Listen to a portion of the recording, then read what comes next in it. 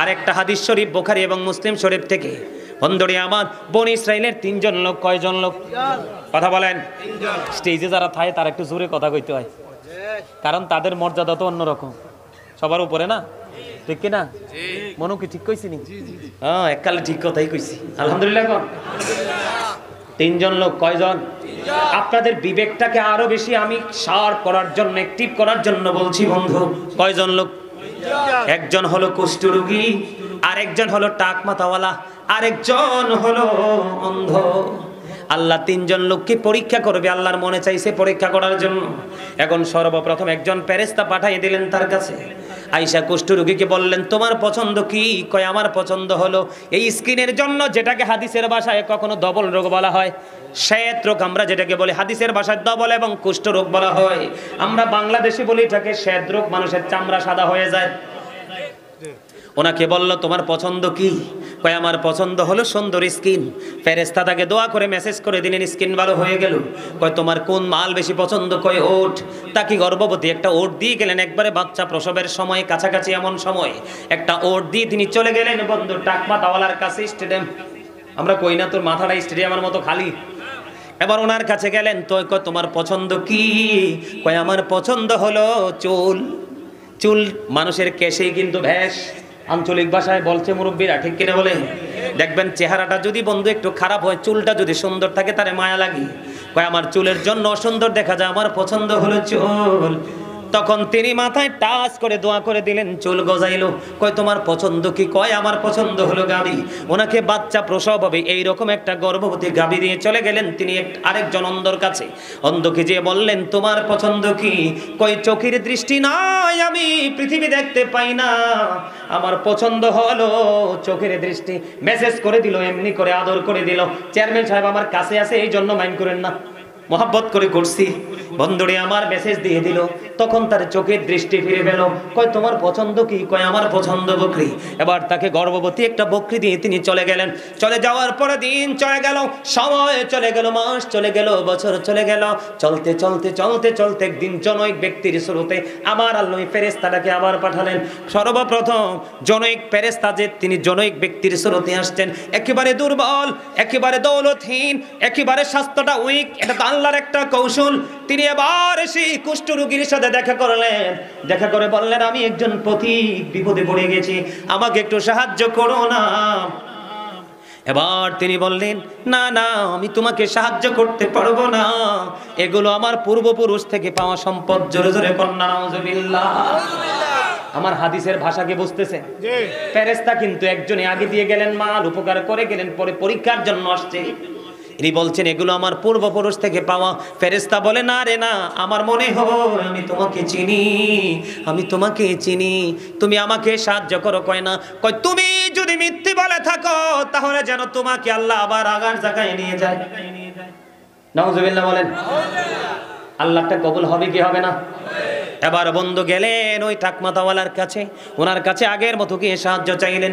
উনিও প্রথম ব্যক্তির মতো বন্ধু উত্তর দিলেন, না না, দিতে পারবো না, দেওয়া যাবে না, পূর্বপুরুষ থেকে পাওয়া সম্পদ। এবার তিনি এখান থেকে বললেন, আগের মতো যদি তুমি মিথ্যে বলে থাকো তাহলে আল্লাহ যেন তোমাকে আগের জায়গায় নিয়ে যায়। জোরে জোরে কন্যা নাউজুবিল্লাহ। বন্ধুরে আমার, এবার চলে গেলেন ওই বন্ধু অন্ধ লোকের কাছে, গিয়ে আগের মতো ওনার কাছে সাহায্য চাইলেন। আমি আরেকটু সুন্দর করে বুঝাইতে পারতাম, সময় কমে, এই জন্য মূল কথাটা আপনাদেরকে শোনাচ্ছি। বকরির মালিকের কাছে গিয়ে আগের মতো যখন চাইলো, চাওয়ার পরে এবার তিনি বললেন, আমি অন্ধ ছিলাম রে, আল্লাহ দয়া করে আমার দৃষ্টিশক্তি ফিরিয়ে দিয়েছে। সুবহানাল্লাহ বলবেন না? বড় লোক দুইটা অস্বীকার করলো, কথা কয় না?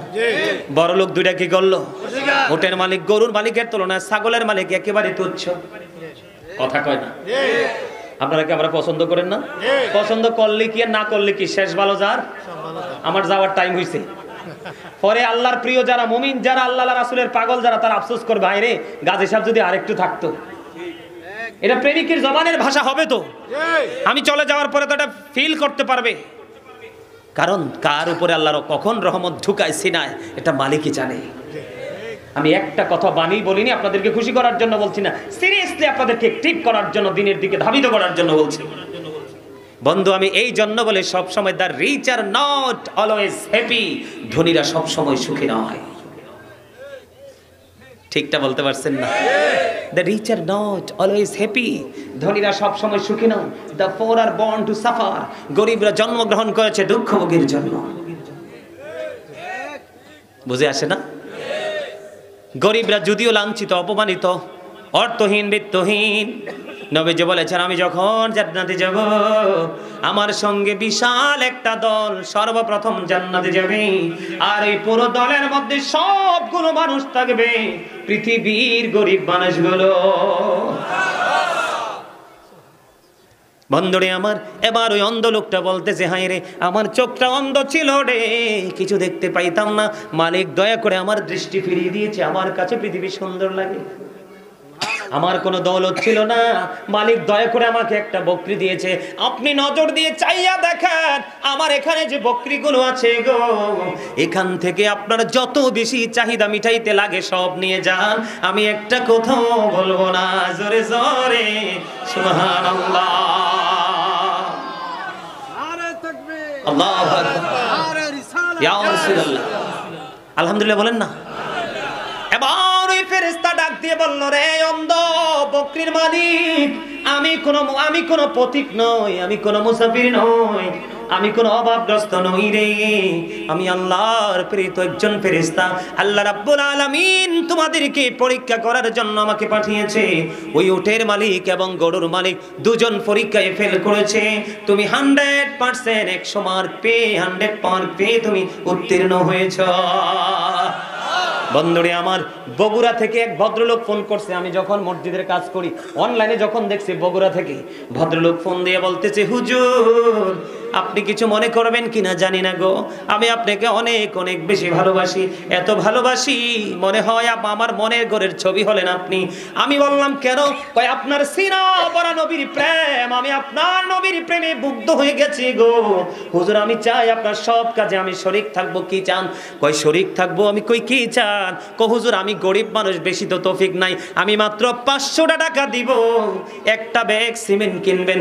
আমি কেমন করে তাকে বলি যে একটা ব্যাগ সিমেন্টের জন্য 545 টাকা লাগবে, আমি যেই দোকান থেকে নেই। আমি বলছি ঠিক আছে আপনি 500 টাকা পাঠিয়ে দেন, আপনার এই 500 টাকায় একটা বস্তা সিমেন্ট আমি লাগিয়ে দেব। তিনি বললেন হুজুর আপনি যদি আমার এই 500 টাকা নিয়ে যান আমি নিজেকে ধন্য মনে করব। জোরে জোরে কন্যা সুবহানাল্লাহ। ডাইনে বামে কত বড় লোক, কত জায়গার মালিক, বাড়ির মালিক, গরু ছাগল হাঁস মুরগির মালিক, এখনো পর্যন্ত একটা মুরগি বিক্রি করেও সে টাকা দেয় না, তার সন্তানের জন্য মজুদ করে রাখতে চায়। আমার স্টুডেন্ট কাউসার, আমার ছাত্র হাফেজ এখানে আছে, আরো শিক্ষকরা আছে। বন্ধু কোরআন শরীফের সূরা আলে ইমরানের 185 নম্বর আয়াতে আল্লাহ বলেছেন ওমাল হায়াতুদ দুনিয়া ইল্লা মাতাউল গুরুর। আসেনি আবেশা? এরে আসেনি রে? আল্লাহ কি বলছেন? আল্লাহ রাব্বুল আলামিন বলছেন দুনিয়ার জীবন, পৃথিবীর জীবন একটা ধোঁকা ছাড়া কিচ্ছু নয়। তোমরা কোট করো, আমি বলছি। আরেকটা কোরআনের আরেকটা আয়াত হলো কোরআন শরীফের 19 পারা সূরা শুআরা 88 নম্বর আয়াত আল্লাহ একবার স্পষ্ট করে বলে দিয়েছে ইয়াউমা লা ইয়ানফাউ মালু ওয়ালা বানুন। আল্লাহ বলেছেন ধন সম্পদ সন্তান সন্ততি কিচ্ছু কাজে লাগবে না। তো কার জন্য করছেন? কি কারে খাওয়াচ্ছেন? এখনকার যুগে আর যাবে না, বেদাত বলবে। বাবার টাকা বন্ধু আলেমদেরকে খাওয়াবে না, এতিমদেরকে খাওয়াবে না, এগুলো নিয়ে বন্ধু বান্ধব নিয়ে রং তামাশা করবে। এই জন্য আপনাদের উচিত আপনারা জীবিত থাকা অবস্থায় আল্লাহর সন্তুষ্টির জন্য দান করে যান। জোরে জোরে কন্যা ঠিক না বেঠি? আপনারা কি গ্রামের মানুষ মাদ্রাসার দিকে নজর রাখেননি? রাখেন। এরে এবার একটু কোরআন শব্দটা খুলতাম নি, এবার খুলি একটু। আমি আপনাদেরকে একটা তথ্য দিব বন্ধু, কারণ পৃথিবী একবারে সংকুচিত হয়ে গেছে, পৃথিবীর চারপাশে আল্লাহর গজব নেমে আসতেছে মানুষ সঠিক শিক্ষা না থাকার কারণে। আমি আপনাদেরকে সুন্দর করে বন্ধু বলেছি, আপনারা আমার দিকে তাকান। الذين يؤمنون بالغيب ويقيمون الصلاة ومما رزقناهم ينفقون। সূরা বাকারা বন্ধু একেবারে প্রথম পৃষ্ঠায় দেখেন আল্লাহ রাব্বুল আলামিন বলেছেন সাবধানে ওরাই যারা অদৃশ্যে বিশ্বাস রাখে। কি করে? অদৃশ্যে বিশ্বাস করে। তারপরে যারা সালাত কায়েম করে, আল্লাহ বলেছেন আমি যেই সম্পদ দিয়েছি, দৌলত দিয়েছি, এই দৌলত থেকে যারা আল্লাহর পথে ব্যয় করে তারাই হলো 100% ইমানদার। জোরে জোরে কন্যা সুবহানাল্লাহ। এখন আপনি অদৃশ্যে বিশ্বাস করলেন, সব করলেন, নামাজও পড়লেন, কিন্তু দানের বেলায় পকেটের টাকাগুলো সাইড পা রাখলেন, আপনি কি 100% ইমানদার? ওয়াজটা কার? আরো জোরে বলেন কার? আরো জোরে বলেন কার? বুঝে আসে না? সব করতে হবে নিজের জায়গা থেকে। কি থেকে? আমি গত 23 তারিখে যে আপনার ইয়াতে গেলাম, ওই যে বললাম না মেঘালয়ের বর্ডারের কাছাকাছি গেলাম, ওয়াজ প্রায় শেষ। এখন আমাকে শিক্ষকরা এসে বলতেছে, হুজুর মাদ্রাসাটা কষ্টে চালাই হুজুর, অনেক খরচ, একটু দান করেন, একটু আমাদেরকে একটু সাহায্য করে যান না হুজুর। আমি তাদেরকে শুধু বলছি মাত্র, এই যে দুইটা ছেলে আছে ওরা আমার সাথে সব সময় থাকে, শুধু বলছি মাত্র, বিশ্বাস করেন এত বেশি পরিমাণ টাকা দিয়েছে, আমি অবাক হয়ে গেছি। সব নগদ, সব নগদ, যার পকেটে টাকা নাই হুজুর খাতা দেন, খাতাতে লেখেন। শেষ পর্যন্ত আমি বিরক্ত হয়ে গেছি টাকা তুলতে তুলতে। বিশ্বাস করেন আমি তাদেরকে চিরকাল মনে রাখবো, তাদের জন্য প্রাণ বলে দোয়া করব, কারণ আল্লাহ এবং আল্লাহর হাবিবের দুজনের কথাকেই তারা 100% মূল্যায়ন করেছে। আপনার এদিকে 11 গ্রাম মোকসাইর একটা গ্রাম আছে, আপনার ইয়া দিয়ে যায়, ফয়তেবাজ দিয়ে যায়, আপনার নাম শুনছেন কিনা জানি না। 11 গ্রাম বলে, জানেন? এদিকে চিনেন? 11 গ্রামে গেলাম ওয়াজ করতে, এরকম ওয়াজ করতে করতে করতে করতে মসজিদের কাজ অসম্পূর্ণ। কমিটির লোক ওয়াজের শেষে আইসা বলে, হুজুর আমাদের মসজিদের জন্য একটু দান করেন, কালেকশন করে দেন। তা আমি ভাবলাম মানুষ তো এখন শক্ত, দিবি কিনা আল্লাহর উপর ভরসা করে তাদেরকে প্রস্তাব করলাম। তুলতে তুলতে তুলতে তুলতে 2.5 লক্ষ টাকা, শুধু লোকাল টাকা। কত কি টাকা? লোকাল। এই পাশে বসে রয়েছে একজন ইয়াং ম্যান, আর চেয়ারম্যানের মতো আরেকজন সুটাম দেহি, আরেকজন ডান পাশে বসে রয়েছে। তা আমি চিন্তা করলাম এত মানুষ দান করতেছি, দুইজন একবারে কি বলবো ভিআইপি পার্সন দেখা যায়, ওরা দেয় না কেন? পরে খবর পাইলাম একজন চাচা আরেকজন ভাতিজা। কি চাচাই মনে মনে চিন্তা করতেছে ভাতিজারে ঠগাই তুই, ভাতিজাই মনে মনে কইতেছে আমি জোয়ান মানুষ, চাচারে ঠগাই তুই। মানে দুজন হ্যাং হয়ে রয়েছে পুরো, কিচ্ছু বলে না। আমি তো জানি নদীর মাছ বড়টা সবসময় পরে ধরা পড়ে, তা আমার কাছে মানে কেমন কেমন জানি সবকিছু পজিটিভ পজিটিভ মনে হচ্ছে, অন্তর বলছে কিছু একটা আশা করা যায়। ভাত চাচা বৈশা থাকতে থাকতে মুরব্বী মানুষ তো আর ধৈর্য কুলায় না, চাচা দাঁড়ায় একা, হুজুর 1 লক্ষ টাকা। আরে মারহাবা কর না। ঠিক একটা সেকেন্ড দেরি করে তাৎক্ষণিকভাবে ভাতিজারা হুজুর লেখেন 1,05,000। তরে জিজ্ঞেস করলাম দর্শকদের কি আসলে মানে কি, হুজুর এই সাঁতাবাজিদা দুটোই পাগলা, যেহেনে যায় ইচ্ছা মতো দান করে। তখনই আব্দুল্লাহ ইবনে মাসউদ রাদিয়াল্লাহু তাআলা আনহু থেকে যে হাদিস বর্ণিত, নবীজি বলছে পৃথিবীতে 2টা দলের সাথে যুদ্ধ করো, কম্পিটিশন করো, তাদের সাথে নিজেকে কম্পেয়ার করো। সেই ব্যক্তি একটা হলো দানবীর, আরেকটা হলো ধর্মীয় শিক্ষায় শিক্ষিত হয়ে দিনের দাওয়াত দিয়ে যাচ্ছে। আপনারা জানেন আমি গতকাল স্টেজে বসেছি, আমার দুনিয়াতে বেঁচে থাকার অনেক অনেক বড় স্বপ্ন, অনেক অনেক বড় ইচ্ছা। তার কারণ কি জানেন? তার কারণ হলো শুধু এই জায়গাটাকে ভালোবেসে। আমার জীবনে যত ভালো লাগার জায়গা আছে এর মধ্যে সবচেয়ে বড় ভালো লাগা এবং ভালোবাসার জায়গা হলো এই জায়গাটা। আল্লাহকে বলি, আল্লাহ আমারে তুমি অনেক লম্বা হায়াত দিও, কারণ আগে আগে মরে গেলে তো তোমার কোনো লস নাই, বাসাইয়া লাগলেও তোমার কোনো লস নাই, লাভ লসের পালা তো সব আমাদেরই। তো এই জন্য যাইলে তো আর আসার কোনো সুযোগ নাই, এর লাগে একটু লম্বা হায়াত দিও যেন প্রাণটা ভইরা তোমার গোলামি করে যাইতে পারি। মারহাবা বলেন না? আপনারা কল্পনা করতে পারবে না আল্লাহ মানুষকে আমার জন্য কত বেশি পাগল বানাই দিছে। আমি যেই পোশাকগুলো পরি ম্যাক্সিমাম পোশাকে আসে লন্ডন থেকে। এই যে দেখেন এই ঘড়িটা, দেখেন এই ঘড়িটার দাম বাংলা টাকা 70,000 টাকা। কত টাকা? ঘড়িটা আসছে সরাসরি লন্ডন থেকে। এই যে আংটিটার দাম, এটার দাম প্রায় 52,000 টাকা, এটা আসছে সরাসরি লন্ডন থেকে।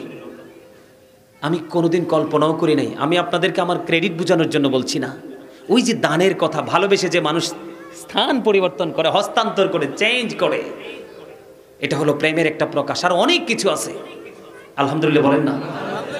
সম্মানিত উপস্থিতি, আপনারা কি মাদ্রাসাটার সাথে কি আপনারা কি যুক্ত আছেন? এলাকার মানুষ আপনারা কি সবাই সবার জায়গা থেকে হেল্প করে?